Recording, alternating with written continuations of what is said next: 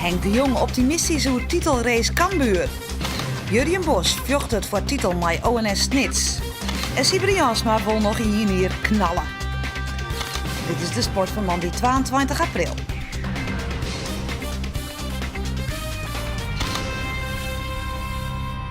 Goeien en welkom bij Boppenslag. Aansteek nog meer Nijs Derk. En basketbal, Ares in de play-offs om de nationale titel. Maar nu eerst voetbal.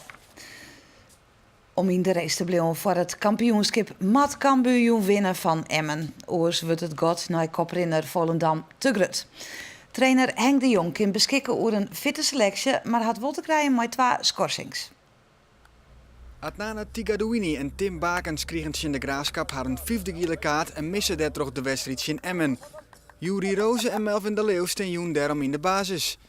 Verder verhoort Henk de Jong niet onder opstelling en al kan hij weer beschikken over een fitte topschutter Michiel Hemmen. Martijn Barto, die het 4 keer scoorde in de laatste 3 wedstrijden, krijgt de vakker in de spits. Dat is net een moeilijke keus, dat is een prachtige keus. Ik hoop dat Hemmen tot het eind van het seizoen op de bank blijft, dan winnen we alles. Maar we gaan wel nodig, want Hemmen, zoals we krijg in de training, die komt er weer aan. Maar dan krijg ik mijn oren dingen aan. Dan had ik Hemmen en Barto en dan had ik meer mogelijkheden.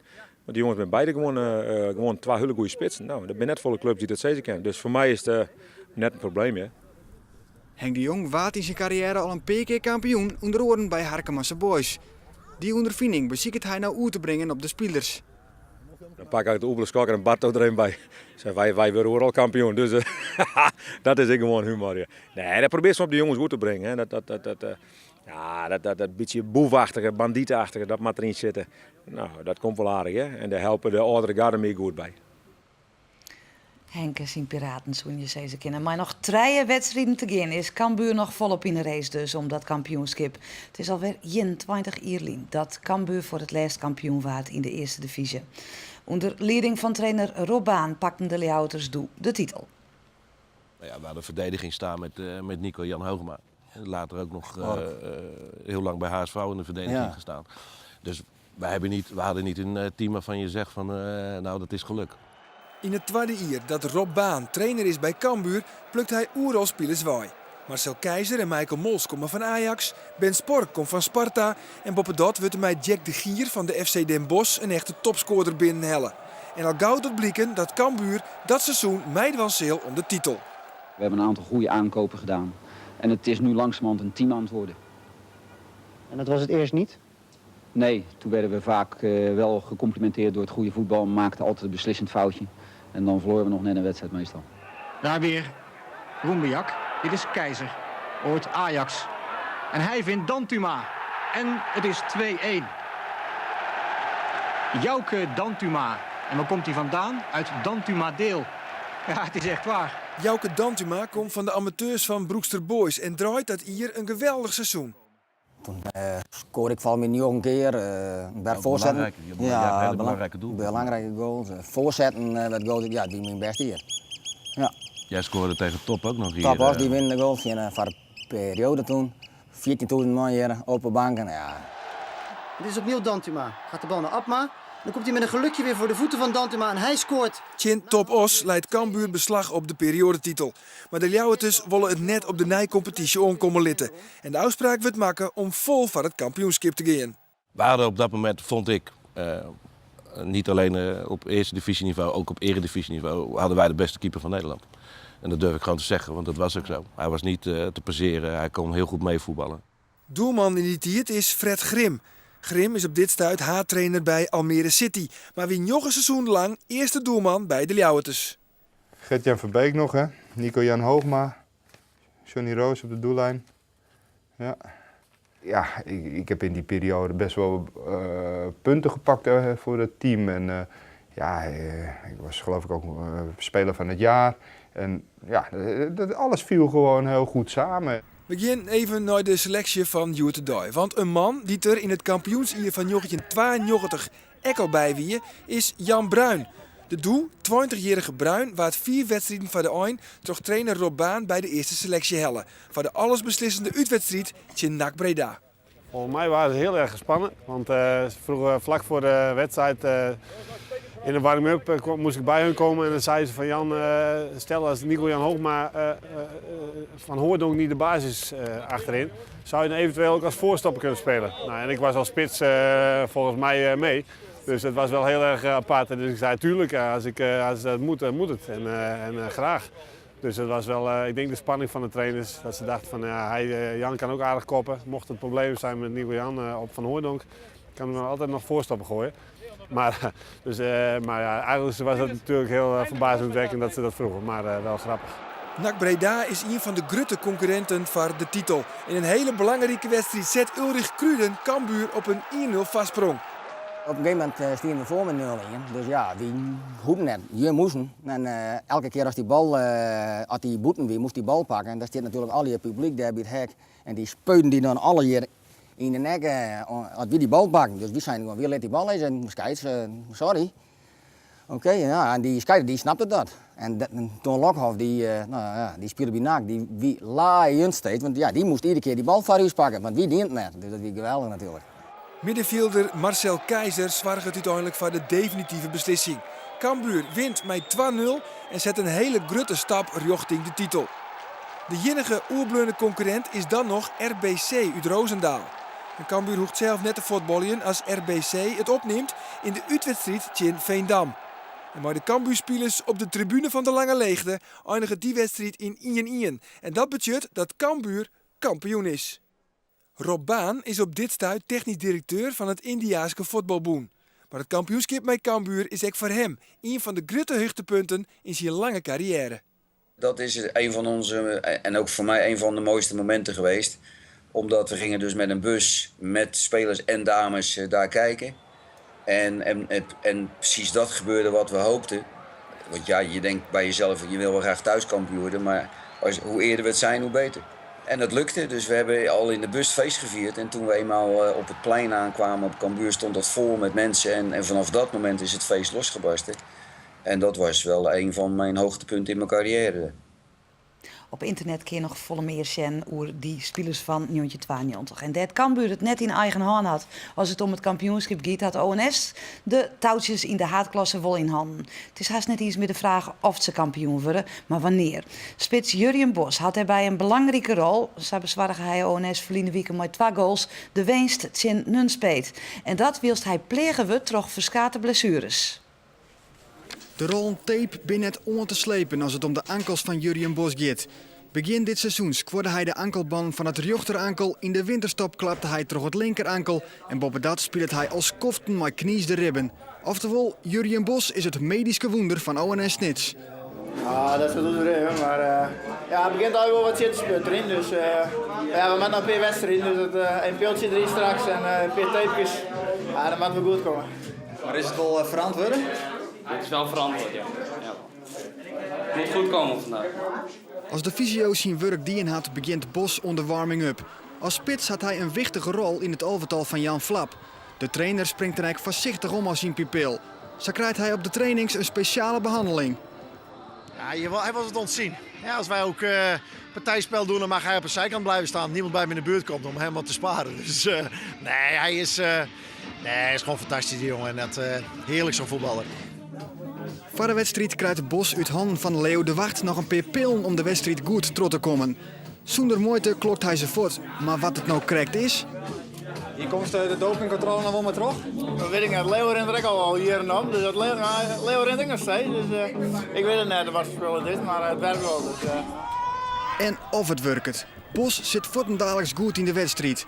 Hij wint duels, is onspielbaar en na 10 minuten opent hij de score na een knappe individuele actie.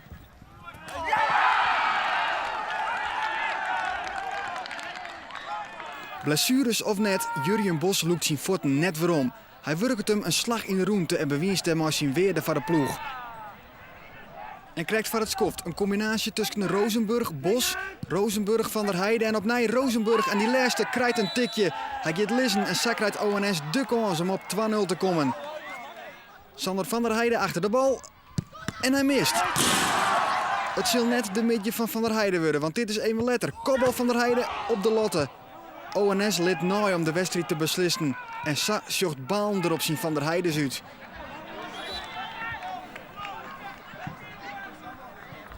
In het skoft loert ONS-voorzitter Harm de Wacht ondachtig naar teletext. Hij concludeerde tevreden dat concurrent SVZW nog op 0-0 stiert. Ja, dat zou bloemen mij en wij houden dit ik als stand. Dan, Ben je een tevreden man? Dan ben ik wel blij, ja. Maar de Wacht had de koffie nog net op of het is krikken. Pengel van Sparta Nijkerk. En ook die gaat er net in. Alegit de Vries pakt de inzet en dus bloedt de vastsprong voor ONS Oerijn. Maar de rol ben in de tweede helft omdraait. Sparta Nijkerk zet ONS onder druk en krijgt kansen. En bij Jurjen Bos rekt de piep starig gewoon leeg. Zijn acties slag je net meer, hij verliest duels en kansen komen er net meer.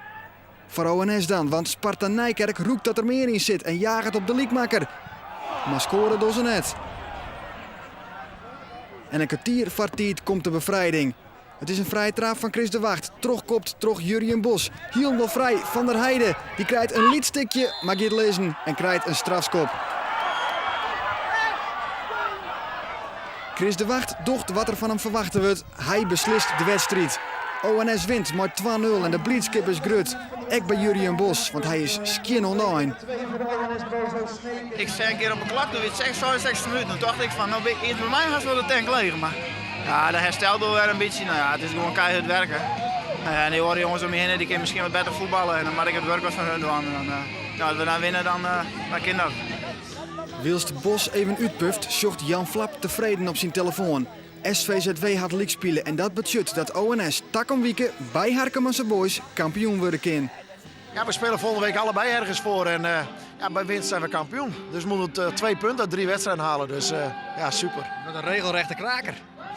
Ja, dat was sowieso al. Ook al wat er ook op het spel stond, was het al een kraker. Dus, maar het is wel heel uniek als je daar kan worden. En ja, we zien het wel. Ik bedoel, we moeten 2 punten pakken. En waarom eerder we die pakken, dat zal een rotzorg wezen. Alleen ja, dat is zo gauw mogelijk.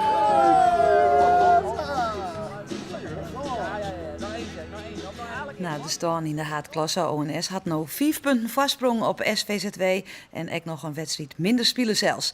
Dat kind net meer missen, hoe je zeggen. Harkemasse Boys verleer met 3-2 van NSC en stiet nu ziende. Ze steen maar 1 punt boven de promotie-degradatie plakken. Sneun dus die Frieske derby tussen Harkemasse Boys en ONS voor beiden wat te winnen of te verliezen. Basketbal dan. Ares speelt deze weekend in de kwartfinales van de play-offs om een plak in de hele finales voor het Nederlands kampioenschap. De tegenstander in een best of 5 is Zwolle. Elke nien verwacht het een spannende strijd tussen de beide ploegen. De eerste wedstrijd waar het woont terug Ares, waar het eerste 3 keer wint, gaat terug naar die hele finale. Juster wie in Zwolle het tweede duel. Het wordt een echte knokwedstrijd. Letterlijk. Want het gaat er zo nou dan niet ontdaan in deze wedstrijd. Een soort fouten worden er maken. 44 persoonlijke fouten. 3 onsportieve en maar liefst 6 technische fouten. Waarvan er 5 voor Ares. En waar net echt te zeggen is dat ze deze skietzochters nou echt mooi hebben. Maar dat is de beginfase van Ares ik net goed. Zwolle is beter en eindigt het eerste kwart maar 18 over vastsprong. Maar het begin van het tweede kwart begint wel goed. Holcomb, hier maar de 3 punten. Is haar bloos in elk geval in de strijd van deze wedstrijd. Maar Zwolle begint ik slordig te worden. Zoals hier Arno Bunnig. Hop, gewoon voor Jan. Oer de sideline. Prima voor Ares van zelfs. En dit wie net die enige vreemde voegel deze middag in Zwolle. Maar Ares bloot constant. Bloot wordt terugspelen en pakt zijn puntjes. Zoals hier met Gerald Williams die dan ik nog een vrije worp mooi krijgt. En Ares smiet die vrije worpen er vol in. Volle meer naar Zwolle. En zo komen ze in die tweede periode echt goed weerom in de wedstrijd. Hilendal onder leiding van de leader, Whit Holcomb, die hier een 3 punten nog eens een keer in smiet. En zij is de rest al 33-30 alweer in het voordeel van de Ljouwerters. En die beginnen die tweede periode echt fantastisch. Het botsen gaat die voorgroen schitterende paasje van Whit Holcomb. En de score van Gerald Williams die benamen de tweede helft een goede wedstrijd spelen. En Zwolle, ja, het is heel iets slordiger. Bal werd Fotjan op eigen helft en dus weer balbezit van Ares. Holcomb hier maar een goede beweging en alsof het niet is, hoppa, 3 smieten. Hij is on fire, zoals ze dat nemen. Maar Zwolle bleut knokken. De score van Novak. En dan erachterom. Greco, hij komt, Boetenbielt, hup erin en boem! Dunk van Greco. Daar komt het publiek vanzelfs voor. En er komt nog een hoor. Let op, de stiel van Michaels. En daar gaat richting de basket. Hij had al in gedachten en boem, de dunk. Het feestje werd vierd. Maar hier, rechts onder die beeld, Williams maar nummer 12 en Novak maar nummer 7. Die maatje ruzie. Die spelen een persoonlijke oorlog uit. En zo komt er een technische fout van die nummer 12, Gerald Williams. Hier, rechts in beeld, de manager, Gert Schuurder, is blied. Maar shot dan, oh, wat gebeurt hier? Ja, toch een foutje in. Dat is één technische fout. En omdat coach Erik Braal ik nog eens een keer ruzie maakt met de skietsdochters, krijgt Ares 2 technische foutjes in. Dus, 4 vrije worpen maar liefst van Zwolle. 3 van de 4 gaan erin en balbezit. En je revanche van diezelfde nummer San, Jiri Novak. Want hij scoort maar liefst 4 punten op Riegen. En dus krokt Zwolle hem echt weer waarom in de wedstrijd. Hier het begin van het tweede kwart en de dunk van Daryl Webb. 8 punten verschil dan nog maar. En we hebben nog een lietse 8 minuten te gaan. Hier onder de basket, goed knokken van Daryl Webb. 6 puntjes verschil dan nog maar. En wat is dan daarop het antwoord van Ares? Hoppa, dit is het trijpunter van David Michaels, die ik goed in de wedstrijd zie. En dus is het god werden Jochen punten. Maar Ares bloedt een beetje slordig. Balverlies hier van Tju de Paula. De fast break en de score van Tanner Smit. En 16 werd maar 4 puntjes het verschil. In de eindfase is het dan alles of neer. Dan 50 seconden te gaan. En die bal gaat er net in. Balbezit dus voor Ares en dan is het eindsdingen. Want Ares had een grote vastsprong en kan die toch echt net meer uit handen Jan. Het wordt in de eindfase dan nog een puntje wedstrijd. Maar Ares houdt die vastsprong echt wel, ja. Hier is de wedstrijd die deze keer net maar in, maar dat doet er net daar. Ares wint met 66-76. En 10 keer zit al, maatje. Maar een bizarre wedstrijd, dat wie het. Nou, chaos bijna, maar een echte play-off wedstrijd. Alles erop en eraan. Voorspoed, tegenslag. Meer kun je niet wensen. Een van de meest bizarre wedstrijden ooit misschien zelfs al? Ja, ik heb zo'n wedstrijd nog nooit gecoacht. Met zoveel technische fouten en onsportieve fouten. Maar goed, het team is ontzettend veerkrachtig en we hebben er geen last van gehad. Een trotse coach ook volgens mij.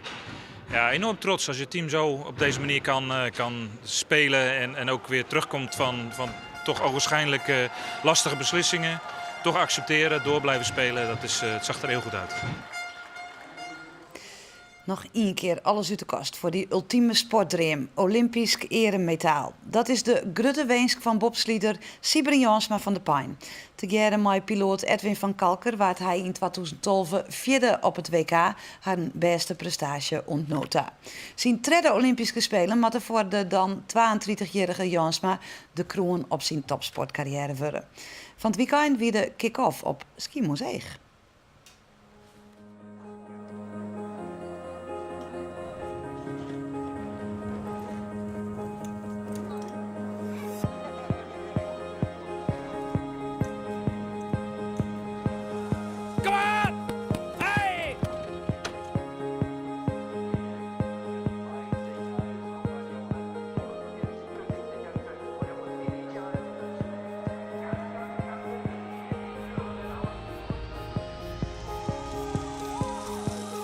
We willen graag afsluiten met een hele mooie prestatie. En dat is toch dat binnen de podiumplakking op de Spelen. Daar doen we het nou al hier voor. Van Schiermonnikoog naar Sochi. Van Schiermonnikoog naar Sochi, ja, inderdaad. Zo is het wel zeggen. Ja, hier begint het. Hier gaan we onze eerste officiële trainingskamp belissen. In 2014 is Sybren 12 jaar actief als remmer. Dit seizoen maakt alles klopje in Sochi.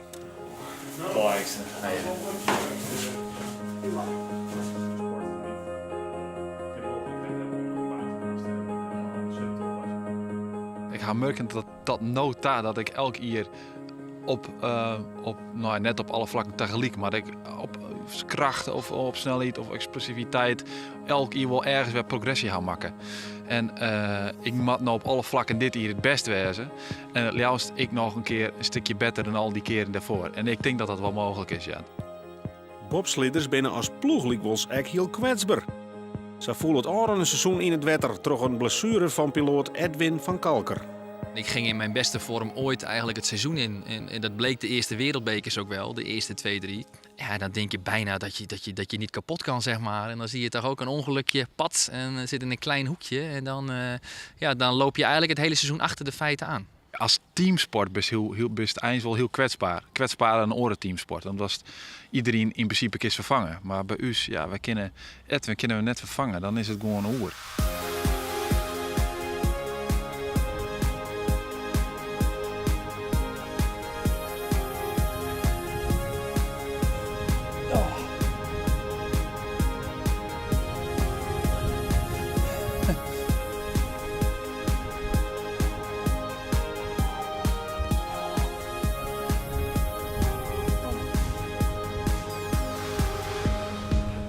Iedereen wil graag naar de Spelen en iedereen zal tot 1 september keihard trainen.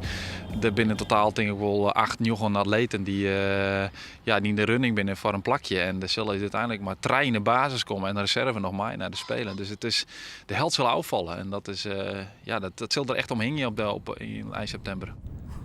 De Allrounderspelen in Vancouver eindigen in een drama. Piloot Edwin van Kalker door net te starten vanwege een onveilige baan. Het veromloeken uit die Olympische finale zal de ploeg achtervolgen blijven.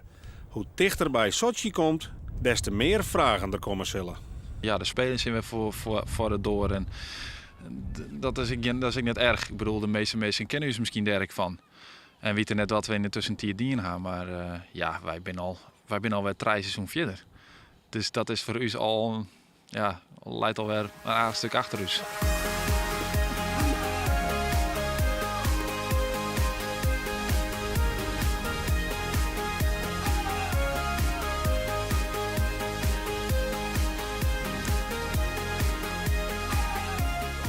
Doe trains nog als weer 20. Ja, ik ben 30 hè. Ja. Zo veel tot woord, dus dat is goed.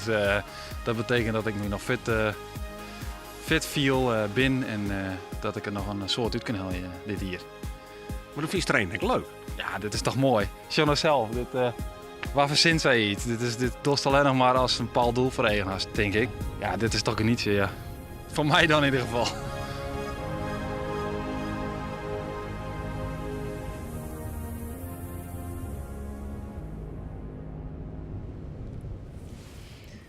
Sibren Jasma.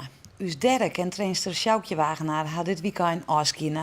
Na de misleerde kwalificatie 2 weken geleden had Sjoukje besloten de teugels uit te gaan.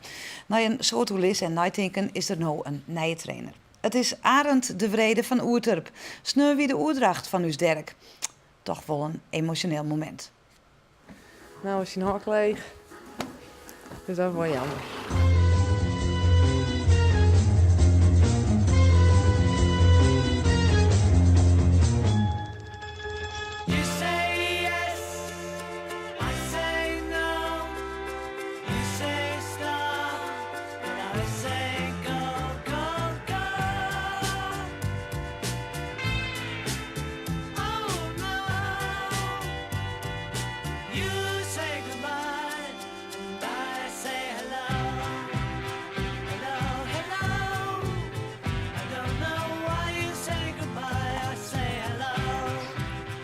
Nou ja, ik vind het wel heel erg jammer natuurlijk. Ik heb het lauwe oorsjoen, maar ja, het is me toch klaar. Omdat ik het jammer vind dat ik hem net missen wil, ja, dan kan je hem net verstelen natuurlijk. Ja, ik vind het jammer dat het voor je niet meer graag houden.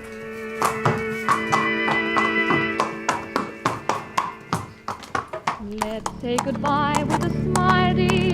Ik vind het hartstikke leuk, ik vind het gezellig en die streken wie hem in het auto leren, nou, misschien een oor.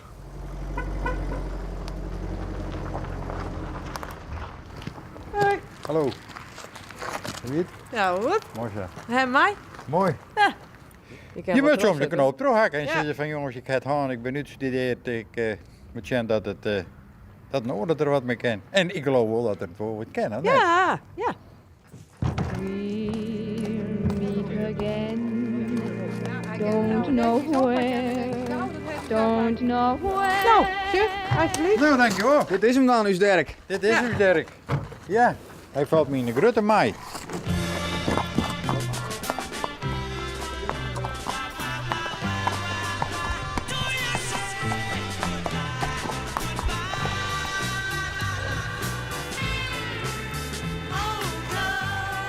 Ja, ik heb toch wel het idee dat het ik wel eens net goed ging kan, zeg maar. Ik wou net, te beloven dat hij het nooit uitbreekt als er iets in eerst.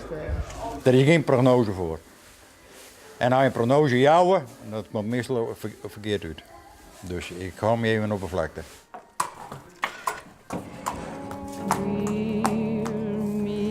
Again, don't know where, don't know where. Nou, wat is ervan?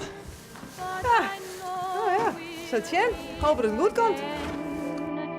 Some sunny day.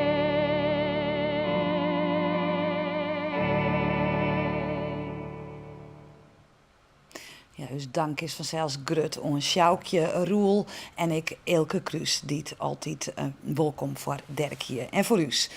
Maar vol goede moed sluiten we deze uitsturing nou ik al. Na je weekend dan ben we er weer met de sport. Nou dadelijk kies je naar het Nijs in Joet. Een heel mooie joent aan wensen. Doeg!